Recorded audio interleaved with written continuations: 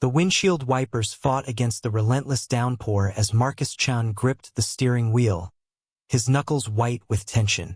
Beside him, his 8-year-old daughter Lily hummed softly, completely unbothered by the storm raging outside their small sedan. "Dad, can we get hot cocoa when we get home?" Lily asked, her face pressed against the foggy window. "Sure, sweetheart. With extra marshmallows," Marcus replied, forcing a smile. He was exhausted from his double shift at the fire station, but for Lily, he'd make hot cocoa at 3 in the morning if she asked. The Riverside Bridge loomed ahead through the sheets of rain, its old iron framework barely visible in the darkness. Marcus slowed down, cautious of the slick road. That's when Lily gasped, "Dad, stop!" Marcus's foot slammed on the brake instinctively. What's wrong?" Lily pointed toward the bridge's walkway. Through the rain, illuminated by the pale streetlights, stood a figure on the wrong side of the safety barrier. A woman, completely still, facing the churning river below. Marcus's heart dropped into his stomach. His firefighter training kicked in immediately. He assessed the situation in seconds. Late 20s, wearing what looked like hospital clothes, hair plastered to her head by rain, body language speaking of complete surrender. "Stay in the car, Lily," he commanded, already reaching for his phone. But before he could dial, Lily had unbuckled her seatbelt. "Lily, no." The car door opened, and his daughter was out, her yellow raincoat bright against the gray storm. Marcus's breath caught in his throat as he watched her small figure run toward the bridge. He launched himself out of the car, rain immediately soaking through his shirt. "Lily, get back here." But Lily had already reached the railing, standing about 15 feet from the woman. Marcus approached more slowly, his hands raised in a non-threatening gesture, his mind racing through crisis negotiation protocols he'd learned in training. "Hello." Lily's clear voice cut through the sound of rain. "Are you okay?" The woman's head turned slowly. Even from several feet away, Marcus could see her face was gaunt, her eyes hollow with pain that went far beyond physical. "Go away, little girl," the woman said, her voice rough. "This isn't a place for children." "But you're crying," Lily observed, tilting her head. "When I cry, my dad says it's okay because tears are just feelings that need to come out." "Are your feelings trying to come out?" Marcus reached them, positioning himself between Lily and the woman, but his daughter simply stepped around him. "Lily, honey, come here," he said gently, but firmly. "In a minute, Dad. She needs help." Lily looked back at the woman. "What's your name?" The woman stared at this fearless child, confusion breaking through her mask of despair. "Elena. My name is Elena." "I'm Lily. That's my dad, Marcus. He's a firefighter, so he saves people. It's his job. But I think maybe today we can both save someone together." "I don't want to be saved," Elena whispered, but there was less conviction in her voice now. "Why not?" Lily asked with the straightforward curiosity only a child could manage. Elena's face crumpled. "Because I'm tired. So tired. I've been fighting for 3 years. Leukemia. I just finished my last round of chemotherapy, and the doctors say it didn't work. The cancer is still there. My insurance ran out. My family," she choked on the words. "My family gave up on me 6 months ago. They said I was too expensive, too difficult, too much of a burden." Marcus felt anger surge through him at the thought of anyone abandoning their sick family member, but he kept his voice calm. "Elena, I'm sorry you're going through this, but please come back over the railing. Let's talk." "There's nothing to talk about," Elena said. "I have $37 in my bank account. I'm being evicted tomorrow. I have nowhere to go, no one who cares, and a body that's killing itself. What's the point?" "The point," Lily said seriously, "is that you're wrong about nobody caring, because I care. I just met you, and I already care. And my dad cares. He cares about everybody. Last week, He cried watching a video about a dog that found its family. If he cries about dogs, imagine how much he'd cry if something happened to you. Despite everything, a ghost of a smile flickered across Elena's face. "Your daughter is quite something," she said to Marcus. "She gets it from her mother," Marcus replied, his voice thick with emotion. "My wife died 4 years ago. Cancer, actually.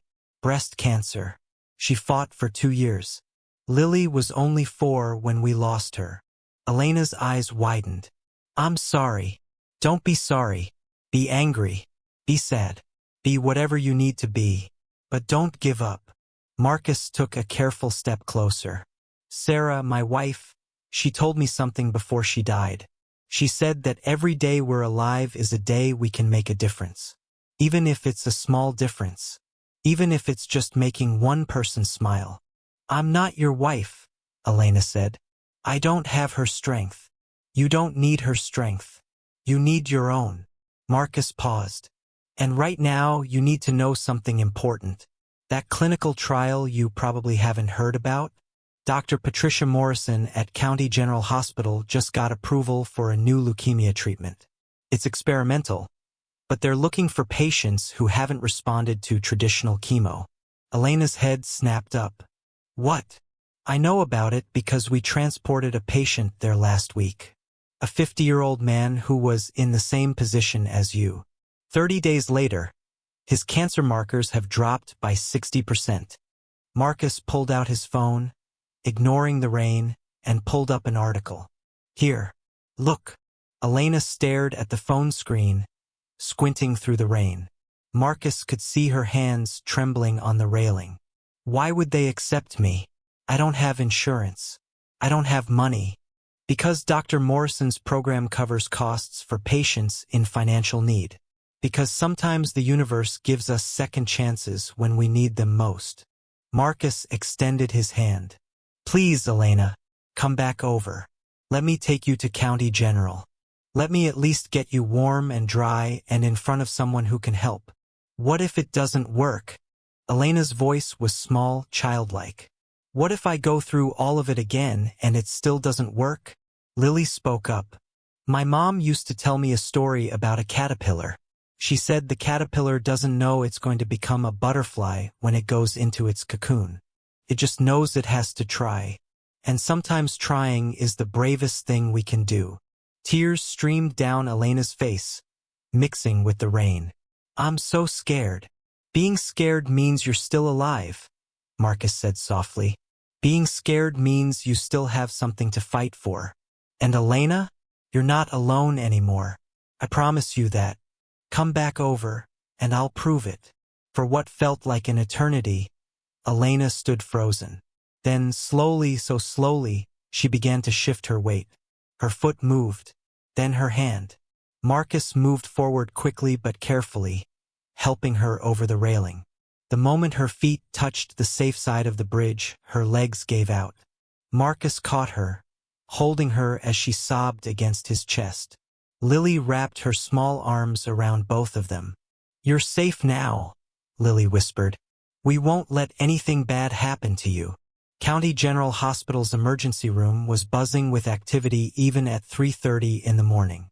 Marcus had wrapped Elena in his jacket and carried her to the car, with Lily holding her hand the entire drive. The ER doctor, Dr. Patel, took one look at Elena and immediately called for a room. While they waited, Marcus used his connections from years of emergency response work to track down Dr. Patricia Morrison. "She's in the hospital now," Marcus explained over the phone. "She's critical. End-stage leukemia, no support system, contemplating suicide. She needs your program." Dr. Morrison arrived within 20 minutes, still in her jogging clothes. She was a woman in her 50s with kind eyes and an air of competence that immediately put everyone at ease. "Elena," she said, sitting beside the hospital bed. "Marcus told me about your situation. I want you to know something right now. You are not a burden. You are a human being who deserves to fight for her life. And I'm going to help you do that." Elena's eyes filled with tears again. "I can't pay. I don't care about payment. I care about saving lives. Dr. Morrison pulled up Elena's charts on her tablet. Your cancer is aggressive, yes, but it's also the exact type that's responding incredibly well to our new protocol. I'm talking about combining immunotherapy with targeted gene therapy. It's cutting edge, and you're a perfect candidate. What's the success rate? Marcus asked. 73% remission rate in our current trial group. That's unprecedented for cases like Elena's. Dr. Morrison looked directly at Elena. I won't lie to you. The treatment is intense. You'll feel worse before you feel better. But Elena, you have a real chance. A fighting chance. Elena looked at Lily, who had refused to leave her side. The little girl was drawing on a piece of paper the nurses had given her, her tongue sticking out in concentration. What are you drawing? Elena asked softly. Lily held up the paper. It showed 3 stick figures holding hands under a rainbow. This is you, and this is me, and this is my dad. We're a team now. Teams don't give up on each other. Dr. Morrison smiled. Smart kid. She's right, you know. You need a support system. Studies show that patients with strong emotional support have significantly better outcomes. I don't have anyone, Elena said. Marcus exchanged a glance with Lily, who nodded enthusiastically. That's not true anymore. You have us. The first month was the hardest. Elena moved into the spare room in Marcus and Lily's modest 2-bedroom apartment. Marcus had initially worried about the arrangement, but Lily had been adamant. She needs us, Dad, like how I needed you when Mom died. Remember? You said love isn't about blood. It's about showing up. Out of the mouths of babes, Marcus thought. Elena's treatment schedule was grueling. 3 times a week, Marcus would drive her to the hospital for her immunotherapy sessions. On the days when she was too weak to move, Lily would sit with her, reading stories, showing her drawings, or simply holding her hand. You know, Elena said one afternoon, her voice weak from the latest round of treatment, I never wanted kids. I always thought I was too selfish, too focused on my career. She looked at Lily, who was carefully arranging flowers in a vase by her bedside. But watching Lily, seeing how she loved so freely, so fearlessly, I think I was wrong. I think I was just scared. What were you scared of? Lily asked, climbing onto the bed beside her. Of not being enough. Of failing someone who needed me. Lily considered this seriously. But everybody fails sometimes. My dad burns toast like every morning.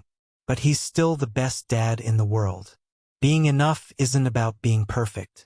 It's about trying. Elena laughed, which turned into a cough. When she recovered, she said, When did you get so wise? I'm 8, Lily said matter-of-factly. That's almost 9. You learn a lot in 8 years. Marcus watched from the doorway, his heart full.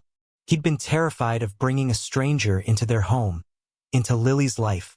But Elena had fit into their small family like a missing puzzle piece they hadn't known was absent.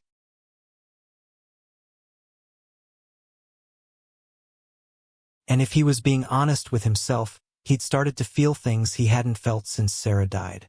The way his heart jumped when Elena smiled. The way he found himself thinking about her at work. The way her presence made their apartment feel like a home again instead of just a place where he and Lily existed. 8 weeks into treatment, Elena had her first follow-up scan. Marcus took the day off work to be there. Lily insisted on coming too, wearing her lucky dress, the purple one with butterflies. They sat in Dr. Morrison's office, Elena's hand clasped tightly in Marcus's. He told himself it was just for support, but he knew it was more than that. Dr. Morrison walked in with a smile that made Marcus's heart soar. The cancer markers are down by 48%, she announced. The tumors are shrinking. Elena, this is working. Elena burst into tears. Marcus pulled her into a hug while Lily cheered, jumping up and down. Does this mean she's going to be okay? Lily asked. It means she's fighting and she's winning, Dr. Morrison said. We're not done yet, but this is the best possible news we could have gotten at this stage. That night, they celebrated with pizza and ice cream. Lily made a banner that read "Elena is a superhero" in crayon and hung it in the living room. "You know," Elena said, looking at the banner with tears in her eyes, "6 months ago, I was ready to die. I thought I had nothing. But now—" She looked around at the small apartment, at the lopsided banner, at Lily's beaming face, at Marcus watching her with soft eyes. "Now I have everything." But life, as it does, threw another curveball. 3 months into treatment, Elena's insurance situation caught up with her. Despite Dr. Morrison's program covering the medical costs, Elena's old medical bills from before the trial had gone to collections. They were threatening legal action. Marcus found her crying in the kitchen one night, bills spread across the table. "Elena? What's wrong?" She looked up at him with devastated eyes. "I owe $147,000 in medical debt. They're threatening to garnish any wages I make. Even if I survive this, I'll be buried in debt for the rest of my life. I'll never be able to build a real life. I'll never be free of this." Marcus sat down across from her, studying the bills. His mind was already working through solutions. "First, we're going to talk to a medical debt advocate. Second, there are programs that can help. Third," he took a deep breath. "Third, I have savings. Money I've been keeping for Lily's college fund." "Marcus, no. Absolutely not. I can't let you do that. You're not letting me do anything. I'm choosing to do it." He reached across the table and took her hand. "Elena, when Sarah was sick, strangers helped us. Friends we didn't even know we had came out of the woodwork. One of Sarah's co-workers set up a fundraiser that paid for 3 months of her treatment. A neighbor meal-trained us for 6 months. People we'd never met sent cards and gifts." He squeezed her hand. "Sarah made me promise something before she died. She made me promise that if I ever had the chance to help someone the way we were helped, I would do it. She said that's how we keep love alive in the world. We pass it forward." Elena was crying openly now. "I can't ask you to sacrifice Lily's future. You're not asking, and you're not a sacrifice. You're an investment in something beautiful." He paused, his voice dropping. "Elena, I care about you. More than I probably should, given the circumstances. But I can't pretend anymore. Having you in our lives, it's brought light back into this house. Lily adores you. And I—" He swallowed hard. "I'm falling in love with you." The words hung in the air between them. Elena stared at him, shocked.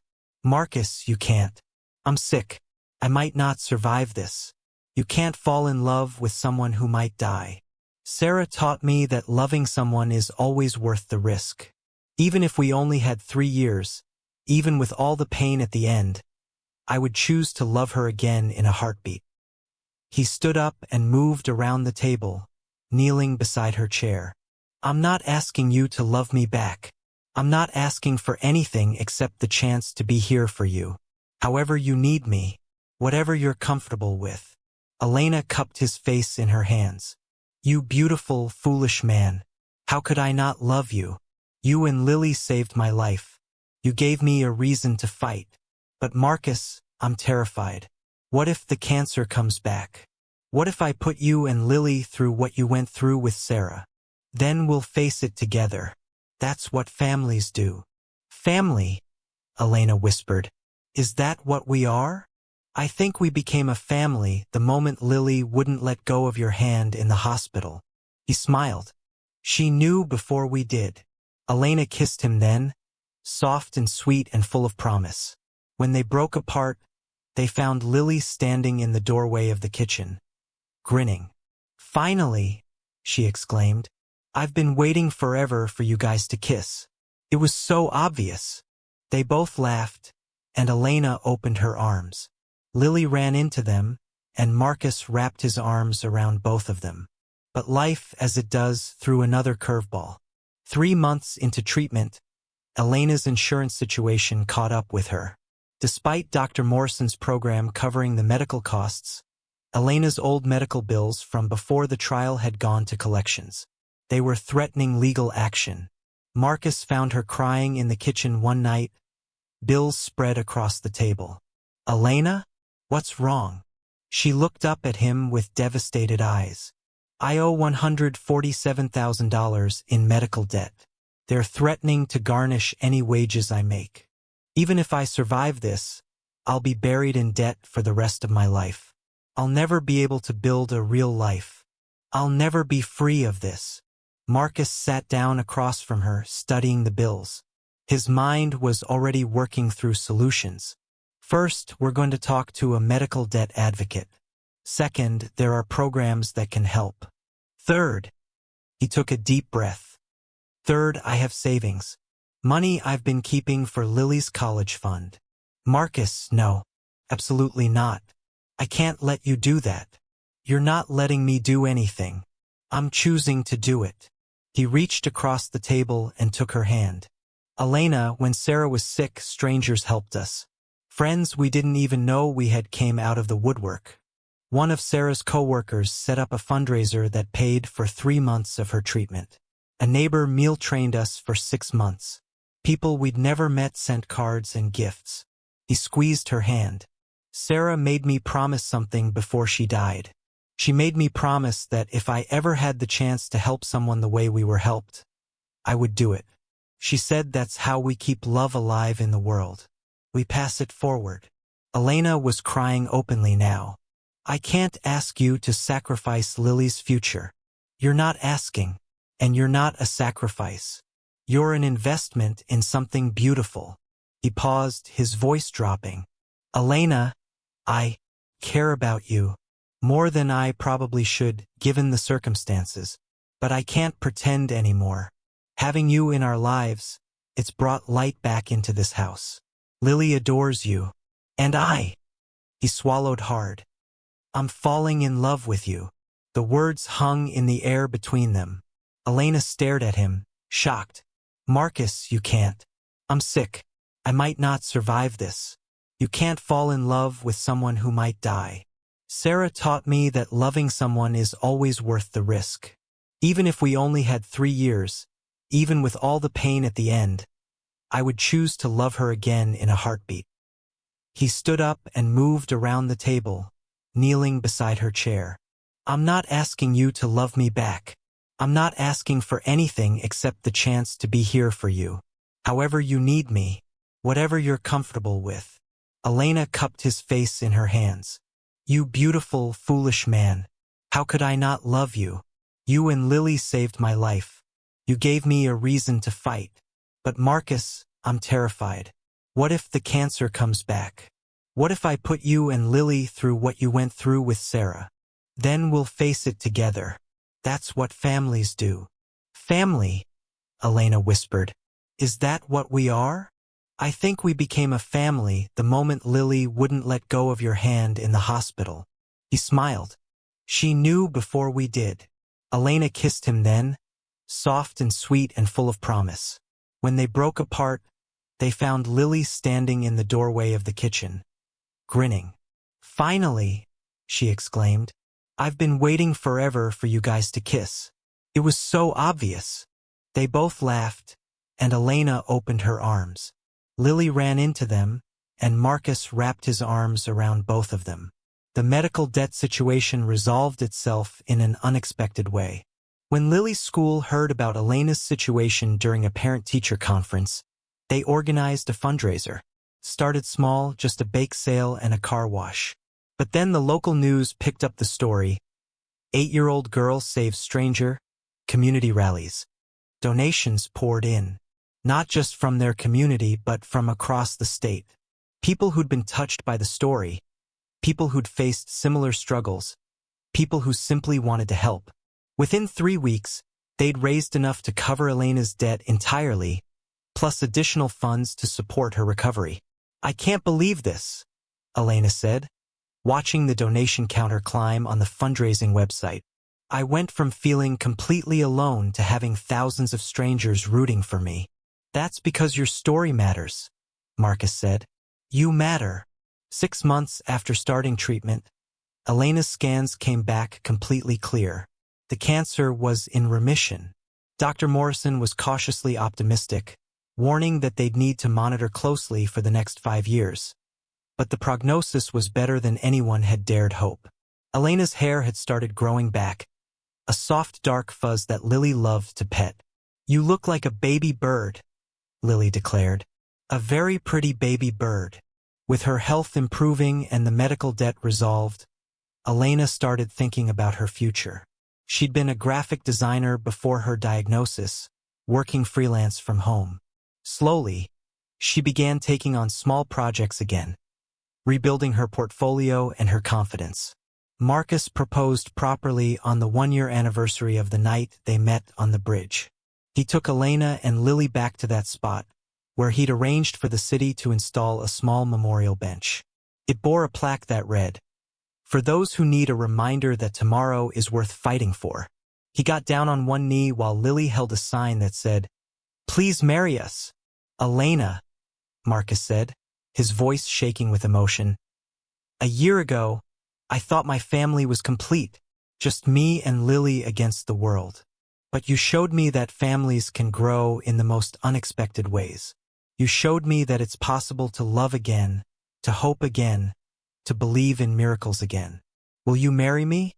Will you officially become part of our family?" Elena said yes through happy tears. Lily cheered so loudly that passing cars honked in celebration. They got married 6 months later in a small ceremony at the hospital chapel. Dr. Morrison officiated, having become ordained online specifically for the occasion. Lily served as both maid of honor and flower girl, taking both roles incredibly seriously. Elena wore a simple white dress with a purple sash, Lily's favorite color. Her hair had grown out into a sleek bob, and though she still got tired easily, her eyes sparkled with life and joy. "I want to say something," Lily announced during the reception, standing on a chair so everyone could see her. "A year and a half ago, my dad and I saw someone who needed help, and some people might think we saved her. But the truth is, Elena saved us too. She taught us that families can be made, not just born. She taught us that love is stronger than cancer. And she taught me that sometimes the bravest thing you can do is ask for help."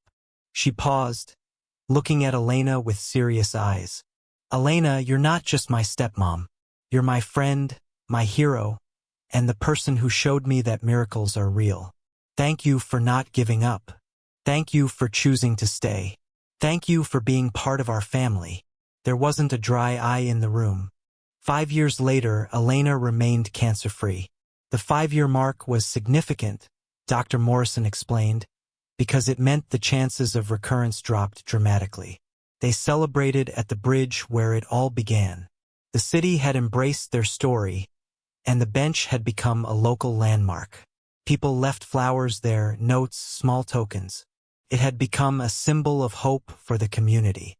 "Do you ever think about that night?" Marcus asked, holding Elena's hand as they sat on the bench.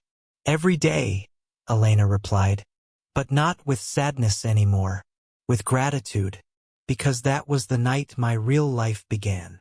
Lily, now 13 and already showing signs of becoming a formidable young woman, was busy taking photos for her photography class. "This is going to be perfect," she said, lining up a shot of her parents with the bridge in the background.